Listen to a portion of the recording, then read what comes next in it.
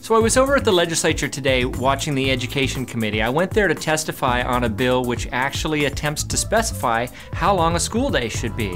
We've seen an explosion of school districts adding half days into the schedule, generally once a week. And I've looked recently and seen a number of them that have 40, 45 partial school days. And this really is a service level decline for the citizens, for the students. And you sort of wonder, why does this happen? It didn't happen 10 years ago.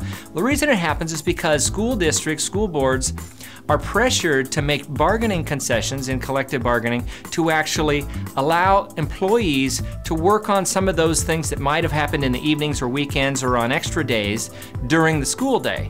Now they do get their 1,000 hours, they do add a little bit of time to the end of each of the regular days, but it is essentially allowing employees to have a more convenient schedule for the same wage that they had maybe the year prior. I think this doesn't serve students well, and I was there to testify that it's a good idea for the state to define what we're getting for the $10 billion we spend each year on education. And if we can guarantee that students get a specific number of hours a day, a certain number of days, then we can make schedules that are in the interest of students rather that are in the interest of the convenience of employees.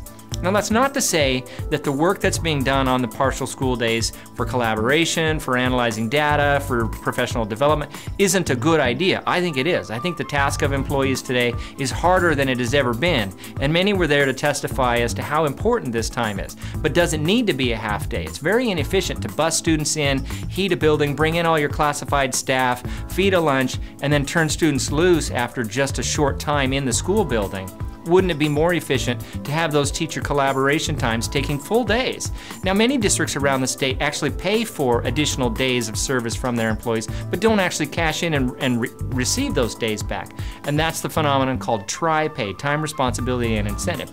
So it was very encouraging to see legislation that's attempting to define what service levels we should receive, and I was there to speak about the value of that, and it will be part of the ultimate solution of what we're buying in a post-McCleary world where the court has ordered specific funding of the service levels that we expect. So I wasn't able to testify. They actually ran out of time because they were conducting other business, but I'm hoping to get there again soon. You'll have a chance still to testify or to comment on this legislation. It is Senate Bill 5588, and they will be continuing the hearing and consideration of this.